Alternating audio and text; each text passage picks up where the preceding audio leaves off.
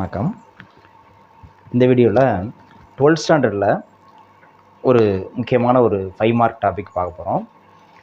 அதாவது 9th லெசனில் அணு மற்றும் அணுக்கரு இயற்பியல் அந்த லெசனில் ஒரு ரொம்ப முக்கியமான ஒரு 5 மார்க் என்ன அப்படின்னா, போர் அணு மாதிரியை பயன்படுத்தி எண்ணாவது வட்டப்பாதையின் ஆரம், அதே வட்டப்பாதையில் எலக்ட்ரானுடைய திசைவேகத்திற்கான கோவை என்ன அப்படிங்கிறத நம்ம டெரைவ் பண்ண போகிறோம்.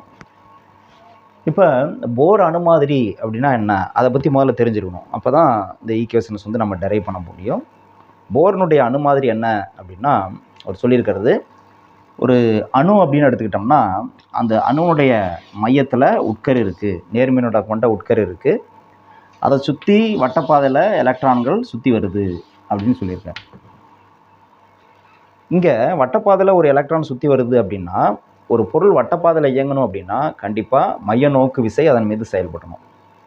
அப்போ மைய நோக்கு விசை செயல்படணும் அப்படின்னா எந்த விசை மைய நோக்கு விசையாக செயல்படுது?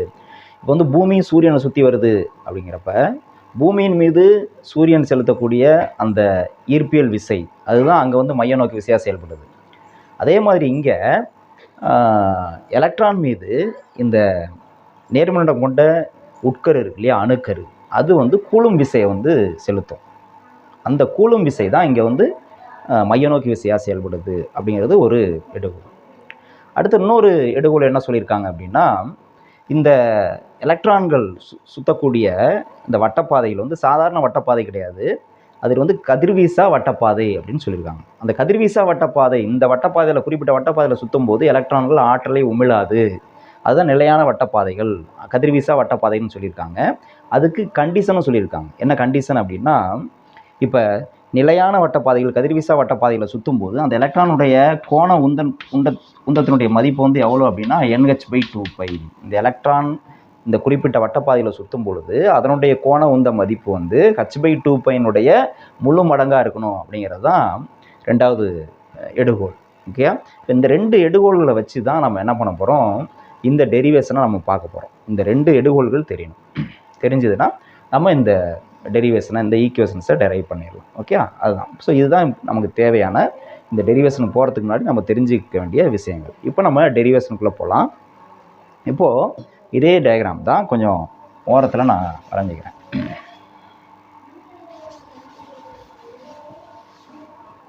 இங்கே பாருங்கள், இப்போ நமக்கு என்னது, ஒரு அணுக்கரு இருக்குது. அந்த அணுக்கருடைய மின்னூட்ட மதிப்பு, அணுக்கரு வந்து நேர் மின்னோட்டம் கொண்டதாக இருக்குது அப்படின்னு சொல்லிட்டாங்க. ரூதர்ஃபோர்டே அதை கண்டுபிடிச்சாங்க. இப்போ அந்த அணுக்கருனுடைய நேர்மின்னோட்ட மதிப்பு எவ்வளோ இருக்கும் அப்படின்னா, இதில் இருக்கக்கூடிய நேர்மின்னோட்ட துகள், ஒரு நேர்மின்னோட்ட துகளினுடைய மின்னூட்ட மதிப்பு எவ்வளோ அப்படின்னா +E. இதில் எத்தனை நேர்மின்னோட்டம் கொண்ட துகள்கள் இருக்கும் அப்படின்னா Z நேர்மின்னோட்டம் கொண்ட துகள் இருக்கும். Zங்கிறது அணியன், சரியா? இதில் இருக்கக்கூடிய அணுக்கருக்குள்ளே நம்மளுக்கு தெரியும் புரோட்டான், நியூட்ரான் இருக்கும். நியூட்ரான் வந்து மின்னூட்டம் மற்ற துகள், புரோட்டான் தான் நேர்மின்னோட்டம் கொண்ட துகள். அப்போ எத்தனை புரோட்டான் இருக்கோ அதை குறிக்கிறது தான் அந்த Z அணியன்.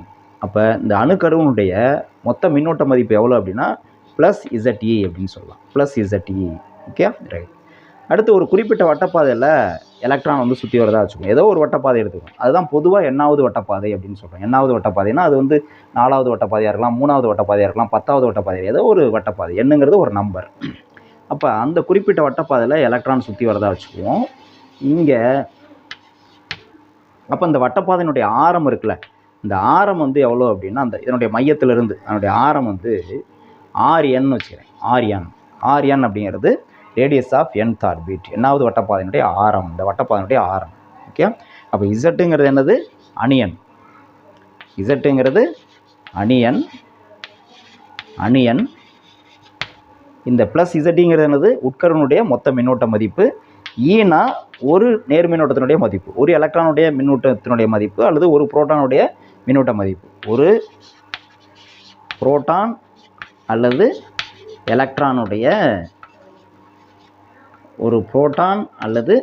எலக்ட்ரான் அதனுடைய மின்னூட்ட மதிப்பு தான் என்னது, இந்த +Eனா புரோட்டான், -Eனா எலக்ட்ரானுடைய மின்னூட்ட மதிப்பு, அதனுடைய சார்ஜ், எலக்ட்ரிக் சார்ஜ், மின்னூட்ட மதிப்பு.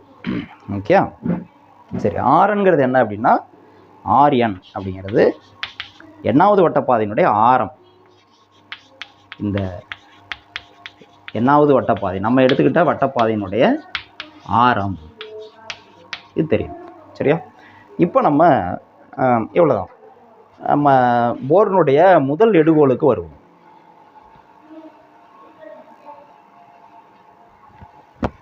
இப்போ என்ன, போர் அணுமாதிரியில் முதல் எடுகோல் என்ன பார்த்தோம்? ஒரு எலக்ட்ரான் உட்கருவை சுற்றி வரதுக்கு காரணம் வந்து ஒரு மைய நோக்கு விசை செயல்பட்டாகணும். அந்த மைய நோக்கு விசை எங்கேருந்து கிடைக்குது அப்படின்னா, இந்த நேர்மண்டலம் கொண்ட உட்கருவுக்கும் எதிர்மண்டலம் கொண்ட எலக்ட்ரானுக்கு இடையில் உள்ள கூலும் ஈர்ப்பு விசை, அந்த கூலும் ஈர்ப்பு விசை தான் மைய நோக்கு விசையாக செயல்படுதுன்னு பார்த்தோம். ஸோ அதை தான் நம்ம இங்கே யூஸ் பண்ணுறோம், அதிலிருந்து தான் ஆரம்பிக்கிறோம். அப்போ இந்த நேர்மண்டலம் கொண்ட உட்கருவுக்கும் எலக்ட்ரானுக்கு இடையில் உள்ள கூலும் விசைக்கு என்ன ஃபார்முலா? நம்மளுக்கு தெரியும், கூலும் விசைக்கு ஜென்ரல் ஃபார்முலா, பொதுவான வாய்ப்பாடு கூலும் விசைக்கு என்ன அப்படின்னா, என்ன ஃபார்முலா? இந்த இஇ அப்படிங்கிறது என்ன ஃபார்முலா? F = 1/4πε0 × Q1 × Q2/R². இதுதான் பொதுவான ஃபார்முலா கூலும் விசை இல்லையா? இப்போ இந்த ஃபார்முலாவை இங்கே அப்ளை பண்ணுவோம். என்னது? F = 1/4πε0 அப்படியே இருக்கட்டும். 1/4πε0. Q1ங்கிறது என்ன அப்படின்னா, ஒரு மின்னூட்டத்தினுடைய, ஒரு மின்துகளினுடைய மின்னூட்ட மதிப்பு. இங்கே நமக்கு வந்து Q1ங்கிறது என்ன அப்படின்னா, இந்த உட்கருவினுடைய மின்னூட்ட மதிப்பு, அது வந்து +ZE இல்லையா? அப்போ வந்து +ZE போட்டுக்கிறேன், +ZE. அடுத்து Q2 அப்படிங்கிறது என்னென்னா, அந்த எலக்ட்ரானுடைய மின்னூட்ட மதிப்பு, அதனுடைய மின்னூட்ட மதிப்பு வந்து -E, அதனால் -E போட்டுக்கிறேன், /R². ஆர்னா இந்த ரெண்டு மின்னோட்டம் பெற்ற துகள்களுக்கு இடையில் உள்ள தொலைவு. இங்கே நமக்கு தொலைவு என்ன அப்படின்னா, இந்த வட்டப்பாதையினுடைய ஆரம் Rn தான். அதனால் இந்த R² பதிலாக நம்ம என்ன பண்ணலாம்? Rn² போட்டுறோம். இப்படி எழுதுறோம். சரியா? இப்போ நான் வெக்டார் ஃபார்முலா எழுதுறேன். ஏன்னா விசைங்கிறது ஒரு வெக்டார் அளவு, அதுக்கு திசை இருக்குது இல்லையா? அதனால் இங்கே நான் வெக்டார் போடுறேன். இந்த பக்கம் வெக்டார் போட்டால் அந்த பக்கம் வெக்டார் நம்ம வந்து போட்டாங்க. இந்த பக்கம் வெக்டார் இது வரைக்கும் நான் எதுவுமே போடல. இப்போ நான் என்ன பண்ணுறேன், அந்த வெக்டார் கொண்டு வரதுக்காக r கேப் அப்படின்னு ஒன்று சேர்க்குறேன்.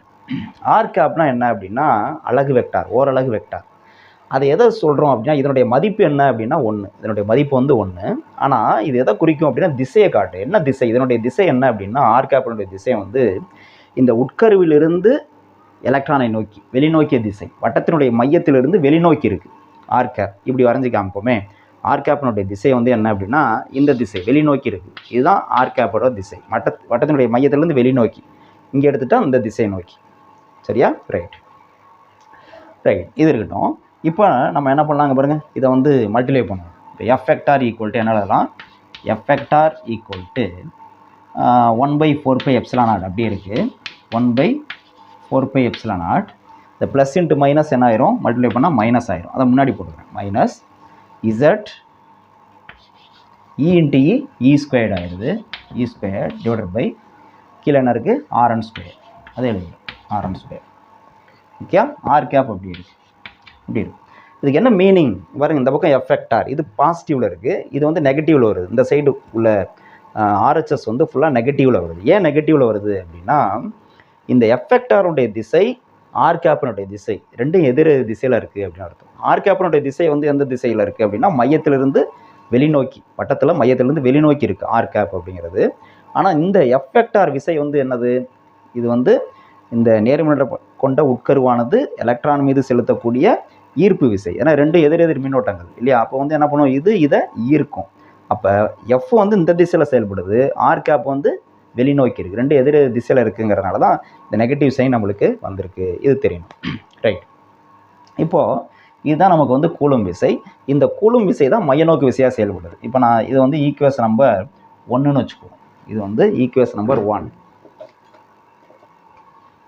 இது ஈக்குவேஷன் நம்பர் 1. இது ஈக்குவேஷன் நம்பர் 1. ஓகே. இப்போ இந்த கூலும் விசை தான் மையநோக்கு விசையாக செயல்படுது. அப்போ கூலும் விசையே மையநோக்கு விசையாக செயல்படுது.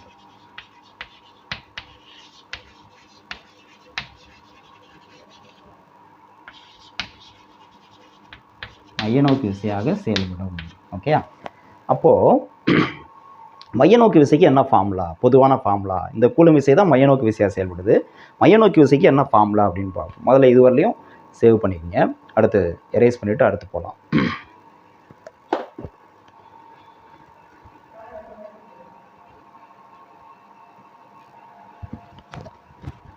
இப்போ பாருங்கள், இங்கே மைய நோக்கி விசைக்கு என்ன ஃபார்முலா இங்கே எழுதுகிறேன். மைய நோக்கி விசைக்கு பொதுவான ஃபார்முலா என்ன அப்படின்னா F = mv². இது வந்து v, இது வந்து r. ஓகே, mv²/r இப்படி எழுதலாம். இப்போ நம்ம வந்து என்னாவது வட்டப்பாதை அப்படின்னு சொன்னதுனால இங்கே வந்து என்னன்னு போடுவேன். எம்முக்கு n போடக்கூடாது. ஏன்னா எந்த வட்டப்பாதையில் சுற்றினாலும் எலக்ட்ரானுடைய நிறை, எம்ங்கிறது எலக்ட்ரானுடைய நிறை, அது மாற போகிறதில்ல. ஒன்றாவது வட்டப்பாதையில் சுற்றினா எலக்ட்ரானுடைய நிறை கம்மியாக இருக்கும், ரெண்டாவது வட்டப்பாதையில் சுற்றினா எலக்ட்ரானுடைய நிறை அதிகமாக இருக்கும்லாம் கிடையாது. எலக்ட்ரானுடைய நிறை எந்த வட்டப்பாதையில் சுற்றினாலும் ஒன்று தான். அதனால் எம் தான், mn போடக்கூடாது. விஎன்னா எலக்ட்ரானுடைய திசைவேகம். என்னாவது வட்டப்பாதையில் எலக்ட்ரானுடைய திசைவேகம் அது மாறும், ஒரு வட்டப்பாதைக்கும் எலக்ட்ரானுடைய திசைவேகம் மாறும், அதனால் விஎன் போடணும். அதே மாதிரி ஆர்என் எலக்ட்ரானுடைய வட்டப்பாதையினுடைய ஆரம் அது மாறும், அதனால் ஆர்என் போடணும். இப்படி எழுதலாம். இப்போ இது வெக்டார் போடணும்னு சொல்லி வெக்டார் வடிவத்தில் எழுதுனா என்ன பண்ணணும், இங்கே வெக்டார் சிம்பிள் போட்டுக்கிறோம், இங்கே வெக்டார் எதுவும் இல்லை, அதனால் என்ன பண்ணணும், ஆர் கேப் போட்டுக்கலாம். ஆர் கேப் போடுறப்ப நான் என்ன சொன்னேன், மைய நோக்கு விசைங்கிறது மையத்தை நோக்கி இருக்கும் இந்த எஃப். ஆனால் அந்த ஆர் கேப் எப்படி இருக்குது, வெளிநோக்கி இருக்குது. அப்போ நம்ம என்னது இங்கே மைனஸ் போடணும், எதிர் திசையில் இருக்கிறதுனால. ஓகே, இதுதான் மைய நோக்கு விசை. இப்போ இது வந்து நமக்கு ஈக்குவேஷன் நம்பர் 2ன்னு வச்சுக்குவோம். இது வந்து ஈக்குவேஷன் நம்பர் 2. மைய நோக்கு விசை வந்து ஈக்குவேஷன் நம்பர் 2.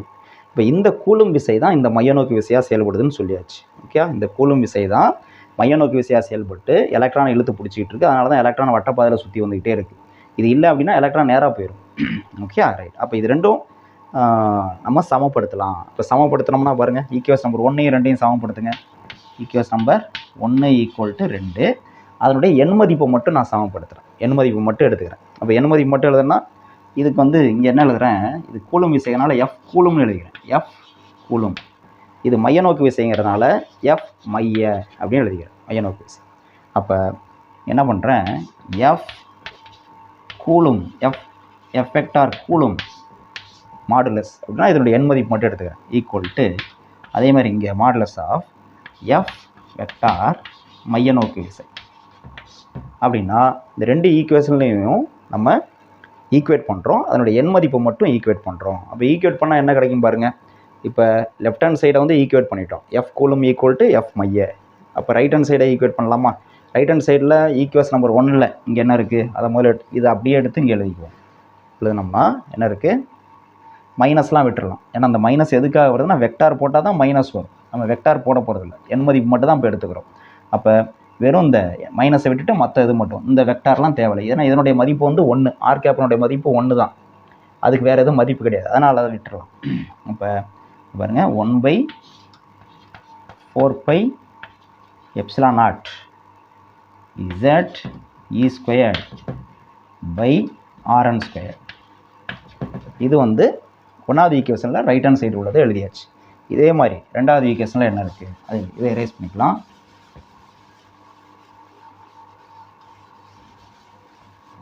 இப்போ எஃப் மைய, இதனுடைய ரைட் ஹேண்ட் சைடில் என்ன இருக்குது, இதனுடைய எண் மதிப்பு மட்டும் எடுத்து எழுதலாம். ஈக்குவல் என்னது, மைனஸ் ஆர் கேப்பை எடுத்துடலாம், அது டைரக்ஷனுக்காக தான். அப்போ மீதி இருக்கிறது mvn²/Rn, அது எழுதுவோம் mvn²/Rn இப்படி எழுதலாம். ஓகே, இப்போ நான் இதெல்லாம் எரேஸ் பண்ணிக்கிறேன். Right, okay. சரி, என்ன எழுதுகிறோனோ இந்த ஸ்டெப்ஸ் எல்லாமே வந்து நீங்கள் சேவ் பண்ணிவிட்டு எழுதுங்க. எல்லாமே எழுதி இடம் இல்லைங்கிறனால அழிக்கிறோம், பட் நீங்கள் வந்து எழுதுகிறப்ப எல்லாமே எழுதணும். சரி, இப்போது இதில் வந்து பாருங்கள், எனக்கு வந்து ஆர்என் தான் வேணும். என்னதுன்னா என்னாவது வட்டப்பாதையின் ஆரம், ஆர்என் என்னாவது வட்டப்பாதையோட ஆரம் தான் வேணும். அதை மட்டும் ஒரு சைடு வச்சுக்கிறேன். கிராஸ் மல்டிபிள் பண்ணால் அந்த ஆர்எனை வந்து இந்த பக்கம் மட்டும் வாங்க. இப்போ இங்கே டிவிஷனில் இருக்குது, இந்த பக்கம் வந்துன்னா மல்டிப்ளிகேஷனில் வரும். அதாவது இங்கே டினாமினேட்டரில் இருக்குது, இங்கே வந்துன்னா நியூமரேட்டருக்கு வரும். அப்போ ஆர்என் = ரீஅரேஞ்ச் பண்ணுறேன். அப்போ என்ன ஆகும் அப்படின்னா ஆர்என் இந்த பக்கம் மட்டும் வந்துட்டு மற்றது எல்லாமே அந்த சைடு கொண்டுருப்போம். அப்போ ஆல்ரெடி இங்கே என்ன இருக்குது, mvn² இருக்கா, mvn². இந்த விக்கும் ஆருக்கும் டிஃப்ரென்ஸ் நல்லா காமிக்கணும். ஏன்னா வியும் ஆரும் வேறு வேறு மாதிரி இருக்கணும். ஏன்னா ரெண்டும் ஒரே மாதிரி போட்டால் கன்ஃபியூஸ் ஆகிடும். சரி, mvn² இந்த பக்கம் இருக்கிறது, இந்த பக்கம் என்னென்ன இருக்குது அதெல்லாம் அந்த பக்கம் மட்டும் போவோம். என்ன இருக்குது இங்கே மேலே கீழே என்னென்ன இருக்குது, 4πε0 Rn² இருக்குல்ல, இது டினாமினேட்டரில் இருக்குது, அங்கே கொண்டு போனால் நியூமரேட்டர் போவோம். அப்போ 4πε0 Rn² இங்கே இந்த பக்கம் நியூமரேட்டர் இருக்கலாம், அந்த பக்கம் போனால் டினாமினேட்டர் போகும், ZE ஸ்கொயர். இப்போ ZE ஸ்கொயர் வந்து டினாமினேட்டர் போயிடுச்சு. இப்படி எழுதலாம். ஓகே, இது வந்து ஆரம். அப்போ ஆர்என் ஈக்குவல் என்ன கிடச்சிருக்கு? MVN square 4πε0 RN square by ZE ஸ்கொயர்னு கிடச்சிருக்கு. இப்போ நான் என்ன பண்ணுறேன், இந்த இடத்துல ஒரு விஷயம் பண்ணுறேன். என்ன அப்படின்னா, இப்போ தான் நம்ம வந்து போர் அணுமாதிரியினுடைய ரெண்டாவது எடுகோலை பயன்படுத்த போகிறோம். ரெண்டாவது எடுகோல் என்னது? L = NH/2π. ஓகே, அதை பயன்படுத்த போகிறோம். அதுக்காக இந்த இடத்துல என்ன வேலை பண்ண போகிறேன் அப்படின்னா, இந்த இடத்துல நம்ம இந்த ஈக்குவேஷன், இதுக்கு ஈக்குவேஷன் நம்பர் போடுவோம். இந்த ஈக்குவேஷன் நம்பர் வந்து இது என்னது? இது வந்து 3ன்னு வச்சுக்குவோம். ஈக்குவேஷன் நம்பர் 3ன்னு வச்சுக்குவோம். இந்த ஈக்குவேஷன் நம்பர் 3ல் நான் என்ன பண்ணுறேன், ரைட் ஹேண்ட் சைடு மட்டும் எம்மால் மல்டிப்ளை பண்ணி எம்மால் டிவைட் பண்ண போகிறேன். அது எதுக்காக பண்ணுறோங்கிறது அடுத்த ஸ்டெப் பண்ணால் நம்மளுக்கு புரிஞ்சிடும். Okay, right. அப்போ மல்டிப்ளை இந்த சிம்பிள் போட்டேன், and divide by M on right hand side of எந்த ஈக்குவேஷன்? Equation number 3. இந்த ஈக்குவேஷனில் தான், இந்த ஈக்குவேஷனோட ரைட் ஹேண்ட் சைடில் எம்மால் மல்டிப்ளை பண்ணி எம்மால் டிவைட் பண்ணுறேன். ஏன்னா ஒரு ஈக்குவேஷனை வந்து, ஈக்குவேஷனாக என்னது? இந்த பக்கம் உள்ள ஈக்குவலுக்கு இந்த பக்கம் உள்ள மதிப்பும் இந்த பக்கம் உள்ள மதிப்பும் சமம்னு அர்த்தம். அப்போ புதுசாக நம்ம ஏதாவது ஒன்று கொண்டு போய் மல்டிப்ளை பண்ணோம் அப்படின்னா என்ன ஆகும்? இந்த பக்கம் மதிப்பு வந்து மாறிடும். அதனால தான் என்ன பண்ணணும், ஒரு நம்பரால் மல்டிப்ளை பண்ணோம்னா அதே நம்பரால் டிவைட் பண்ணணும். அப்போ எம்மால் மல்டிப்ளை பண்ணி எம்மால் டிவைட் பண்ணுறப்ப என்ன ஆகும்? எம் கேன்சல் ஆகி அதே மதிப்பு அப்படியே இருக்கும், மதிப்பு மாறாமல் இருக்கும். ஸோ அதை வந்து பண்ணணும். ஸோ அப்போ இங்கே ரைட் ஹேண்ட் சைடு எம்மால் மல்டிப்ளை பண்ணி எம்மால் டிவைட் பண்ணுவோம். அப்போ இந்த ஈக்குவேஷன் என்ன ஆகும் பாருங்கள், இதெல்லாம் எடுத்துட்றேன். இப்போ என்ன ஆகும் பாருங்கள், RN = அதை பண்ணால் RN = எம்மால் மல்டிப்ளை பண்ணால் இது என்ன ஆகும்? M ஸ்கொயர்ட் ஆகும். அப்போ M ஸ்கொயர்ட் என்ன இருக்குது? VN ஸ்கொயர்ட் அடுத்து 4πε0 இதெல்லாம் எரேஸ் பண்ணிக்கிறேன்.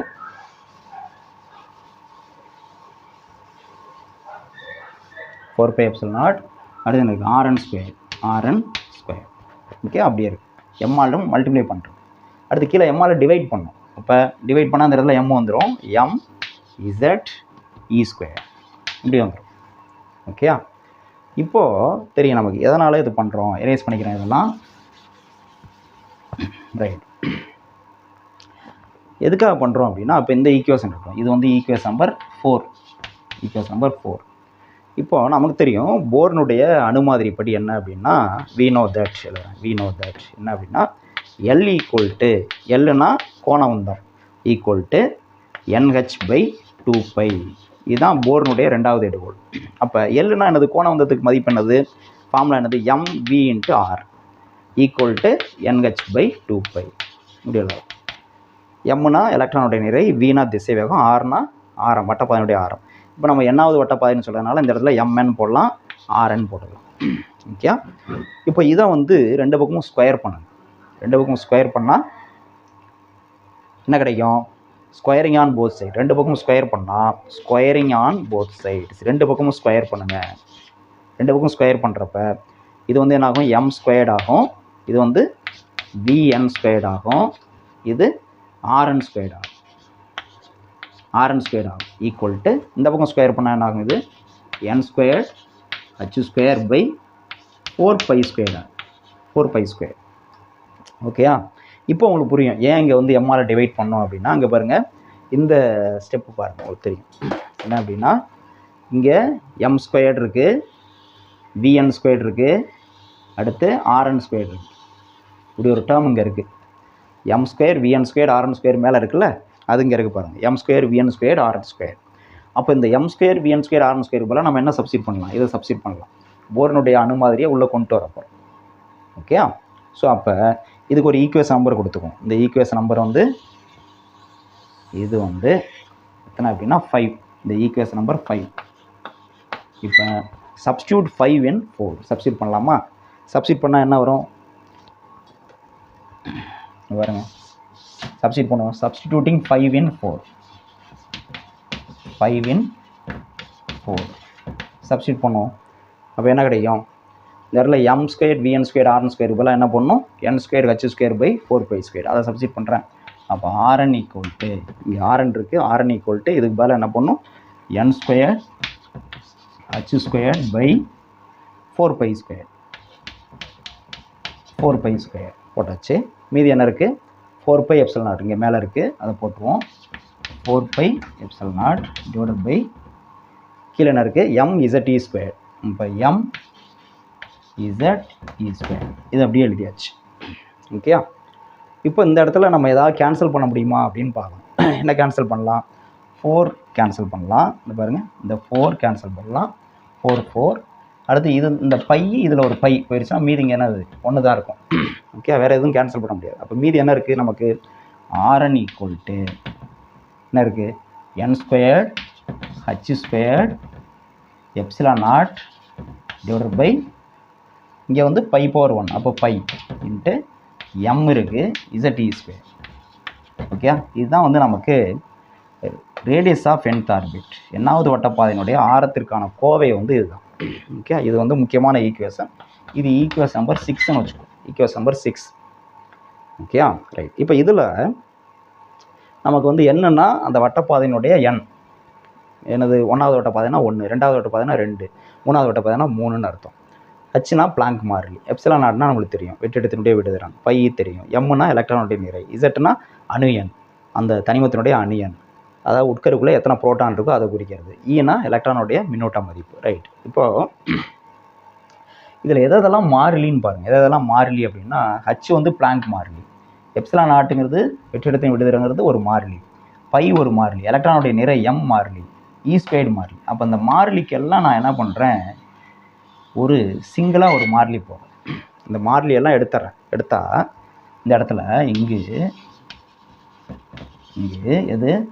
h squared epsilon not by pi M E square. இதெல்லாம் மாறிலி. அதுக்கெல்லாம் மதிப்பு சப்ஸ்டிட் பண்ணால் ஒரு மாறிலி தான் கிடைக்கும். அதை நான் வந்து சிங்கிளாக ஒரு மாறிலியாக எடுத்துக்கிறேன். ஏ நாட்னு வச்சுக்கிறேன். ஏ நாட்.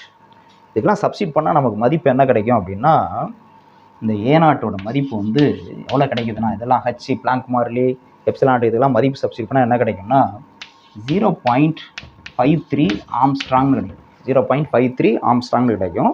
இதுக்கு பேர் தான் நம்ம என்ன சொல்கிறோம்னா போர் ஆரம் அப்படின்னு சொல்கிறோம்.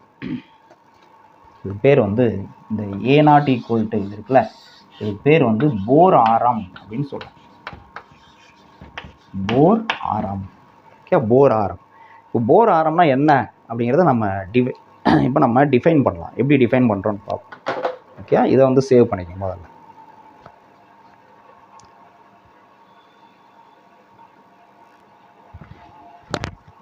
இப்போ பாருங்கள், இந்த போர் ஆரம்னா என்னன்னு பார்ப்போம். இப்போது இந்த இதுக்கெல்லாம் ஏ நாட் போடலான்னு சொல்லியாச்சு இல்லையா? இப்போ இது வந்து ஒரு ஈக்குவேஷன் நம்பர் வேணால் கொடுத்துக்கலாம்.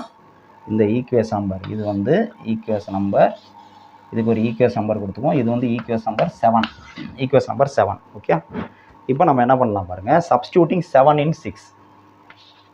சப்ஸ்டிடியூட்டிங் 7 in 6 சப்ஸ்டியூட் பண்ணுறேன். அப்போ என்ன கிடைக்கும்? Rn ஈக்குவல் டு என்ன இருக்குது? n ஸ்கொயர் இருக்குது, h square epsilon not by pi M E square. இதுக்கு பதிலாக தான் நம்ம என்ன போடுறோம்? ஏ நாட் போடுறோம். அப்போ ஏ நாட் போட்டாச்சு. மீதி என்ன இருக்கும்? கீழே இசட் மட்டும் தான் இருக்கும். ஸோ இசட் இப்படி கிடைக்கும். ஸோ இது வந்து ஒரு ஃபார்முலா. இந்த ஃபார்முலா இந்த ஈக்குவேஷன் வந்து நம்ம 8ன்னு வச்சுக்கலாம். இது ஒரு முக்கியமான ஈக்குவேஷன். இப்போ இதில் இசட்னா என்ன அப்படின்னா அணியன்னு சொன்னேன். இப்போ உதாரணமாக ஹைட்ரஜன் அணு எடுத்துக்கிறோம். ஃபார் ஹைட்ரஜன் ஆட்டம், ஹைட்ரஜன் அணு. ஓகே, ஹைட்ரஜன் அணுவுக்கு H2, ஹைட்ரஜன் அணுவுக்கு எடுத்துட்டோம்னா இசட் மதிப்பு என்னது? 1. அணியன் வந்து 1. ஏன்னா அதில் வந்து ஒரே ஒரு புரோட்டான் தான் இருக்கும், ஒரு எலக்ட்ரான் இருக்கும். அணியன் வந்து 1. அப்போ இசட் 1ன்னு ஆயிடுச்சுன்னா இந்த ஃபார்முலா என்ன ஆகும்? 8வது ஈக்குவேஷன் என்ன ஆகும் பாருங்கள். 8வது equation Rn equal to n squared into a நாட்டுன்னு வந்துடும். இசட்டோட மதிப்பு 1ன்னு ஆயிடும். அப்போ பை 1ன்னா இதே மதிப்பு தான் வரும். இப்படி வந்துடும் இல்லையா? இப்போ n மதிப்பு 1ன்னு வச்சுக்கோங்க. இஃப் n ஈக்குவல் டு 1, அதாவது 1வது வட்டப்பாதை, அப்போ இந்த Rn என்ன கிடைக்கும்? n இருக்கிற இடத்துல 1 போடணும். R1 ஈக்குவல் டு 1 ஸ்கொயர் 1 தான். அப்போ என்ன கிடைக்கும்? ஏ நாட்டுன்னு கிடைக்கும். ஏ நாட்டோட மதிப்பு என்னது? 0.53 ஆம்ஸ்ட்ராங் அப்படின்னு கிடைக்கும் இல்லையா? இந்த இடத்துல 1 ஸ்கொயர்டு இன்ட்டு இது அப்படின்னு வரும். அதாவது 1 ஸ்கொயர்டு இன்ட்டு என்னோட மதிப்பு 1 ஸ்கொயர் இன்ட்டு ஏனாடோட மதிப்பு இது. அப்போ என்ன கிடைக்கும்? R1ஓட மதிப்பு வந்து 0.53 ஆம்ஸ்ட்ராங் அப்படின்னு கிடைக்கும். அப்போ இந்த 0.53 ஆம்ஸ்டாங் தான் நம்ம போர் ஆரம்னு சொன்னோம். அப்போ போர் ஆரம்னா என்னன்னு கேட்டால் நம்ம என்ன சொல்லலாம்னா ஹைட்ரஜன் அணுவில் பாருங்க, இசட் எப்போ ஒன்றுனாவது ஹைட்ரஜன் அணுவுக்கு தான். அப்போ ஹைட்ரஜன் அணுவுக்கு எப்போ முதல் வட்டப்பாதையினுடைய ஆரம் தான் என்ன கிடைக்குது, 0.53 ஆம்ஸ்டாங் கிடைக்குது. அப்போ போர் ஆரங்கிறது என்ன அப்படின்னா ஹைட்ரஜன் அணுவின் முதல் வட்டப்பாதையினுடைய ஆரம் அப்படின்னு சொல்லலாம், 0.53 ஆம்ஸ்டாங். Okay right. இப்போ ரெண்டாவது வட்டப்பாதை ஹைட்ரஜன் அணுவில் ரெண்டாவது வட்டப்பாதையினுடைய ஆரம் என்னவா இருக்கும் அதை பார்ப்போமா.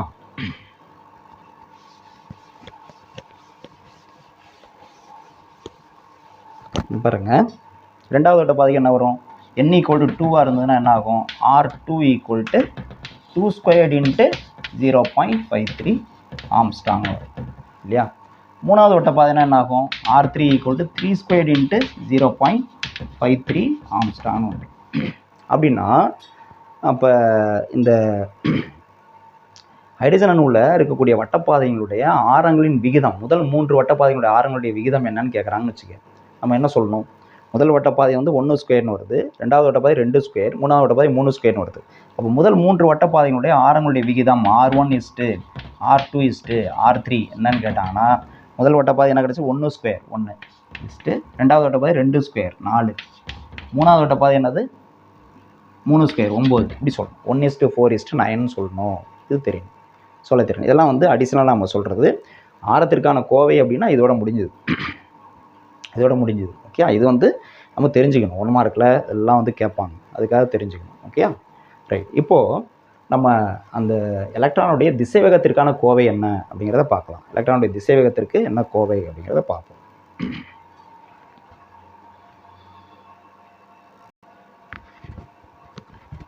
இப்போ பாருங்கள், இந்த எண்ணாவது வட்டப்பாதையில் எலக்ட்ரானுடைய திசைவேகத்துக்கு என்ன ஃபார்முலா அப்படின்னு டெரைவ் பண்ணுவோம். அதுக்கு நம்ம போர்னுடைய இரண்டாவது எடுகோள் அதுதான் எடுத்துக்கோம். என்னது, L = NH/2π இதை எடுத்துக்கோம். L = NH/2π. எல்னா என்ன சொன்னோம், கோணவந்தம். கோணவந்தத்துக்கு என்ன ஃபார்முலா, MVR = NH/2π எழுதலாம். இங்கே Vனா VN ஏன்னா எண்ணாவது வட்டப்பாதை, Rனா RN எண்ணாவது வட்டப்பாதைங்கிறாங்க, இப்படி எழுதலாம். இப்போ எனக்கு என்ன வேணும்னா VN தான் வேணும் இல்லையா, இந்த VN தான் வேணும். ஓகே, அப்போ இதை மட்டும் நான் வந்து இந்த பக்கம் வச்சுக்கிறேன், மீதி எல்லாம் அந்த பக்கம் கொண்டு போகும். அப்போ VN மட்டும் இந்த பக்கம் வச்சுக்கோங்க, VN தான் நமக்கு வேணும். VN = அந்த பக்கம் ஆல்ரெடி என்ன இருக்குது, NH/2π இருக்குது. இந்த பக்கம் மீதி என்ன இருக்குது, MRN மல்டிப்ளிகேஷனில் இருக்குது, அந்த பக்கம் போனால் டிவிஷனில் போகும். அப்போ MRN கீழே எழுதுங்க, MRN எழுதியாச்சு. ஓகே, இப்போ இந்த ஆரனுடைய மதிப்பை வந்து சப்ஸ்டியூட் பண்ணுவோம். எங்கே இருக்குது ஆரனுடைய மதிப்பு, இங்கே இருக்குல்ல, இதை கொண்டு வந்து அங்கே சப்ஸ்டியூட் பண்ணலாமா. இது வந்து ஈக்குவேஸ் நம்பர், இதுக்கு ஒரு ஈக்குவேஸ் நம்பர் கொடுக்கணும், ஈக்குவேஸ் நம்பர் 9. அப்போ சப்ஸ்டியூட்டிங் 8 in 9 சப்ஸ்டியூட் பண்ணுவோம். சப்ஸ்டியூட்டிங் 8 in 9 சப்ஸ்டியூட் பண்ணுவோம். சப்ஸ்டியூட் பண்ணால் என்ன கிடைக்கும், VN = NH/2π M இன்ட்டு ஆரனுக்கு பதிலாக என்ன பண்ணணும், N² A0/Z இந்த இடத்துல போடுவோம், N² A0/Z இப்படி போடுவோம். ஓகே, இப்போது இது என்னது, ஆரனுக்கு பதிலாக சப்ஸ்டியூட் பண்ணியிருக்கோம். இப்போ எது கேன்சல் பண்ணலான்னு பாருங்கள், இதில் ஒரு N இதில் ஒரு N கேன்சல் பண்ணலாம், மீதி எதுவும் கேன்சல் பண்ண முடியாது நம்ம. அப்போ என்ன கிடைக்குது, VN = இந்த Z மேலே வந்துடும் இல்லையா. அப்போ இந்த Z மேலே வந்துருச்சுன்னா ZH/2πm மீதி என்ன இருக்குது, N × A0. ஓகே, இப்போ இதில் வந்து Z வந்து ஒரு குறிப்பிட்ட அணுவுக்கு மாறிலி. இப்போ ஹைட்ரஜன்னா Z மதிப்பு 1 தான், அது 1வது வட்டப்பாதையாக இருந்தாலும் சரி 10வது வட்டப்பாதையாக இருந்தாலும் சரி இந்த Z மாற போகிறதில்ல. Z 1, H பிளாங்க் மாறிலி, 2 நம்பர், π 3.14, M எலக்ட்ரானுடைய நிறை மாறிலி, அப்புறம் வந்து A0ங்கிறது வந்து போர் ஆரம் அது மாறிலி. அப்போ மீதி நமக்கு என்ன இருக்குது அப்படின்னா இதெல்லாம் மாறிலி அப்படின்னு எடுத்தாச்சுன்னா ஒரு குறிப்பிட்ட அணுவுக்கு எதெல்லாம் மாறிலி, இதெல்லாம் மாறிலி. இதெல்லாம் மாறிலியாக இருந்தால் நம்ம என்ன எழுதலாம், இந்த VN வந்து என்ன சார்ந்தது, என்ன விகிதம், எப்படி சார்ந்திருக்கு, VN is inversely proportional to N இல்லையா. அதாவது எலக்ட்ரானுடைய திசைவேகமானது அந்த வட்டப்பாதையினுடைய எண் இருக்கு இல்லையா, அதுக்கு எதிர் விகிதத்தில் இருக்கும்.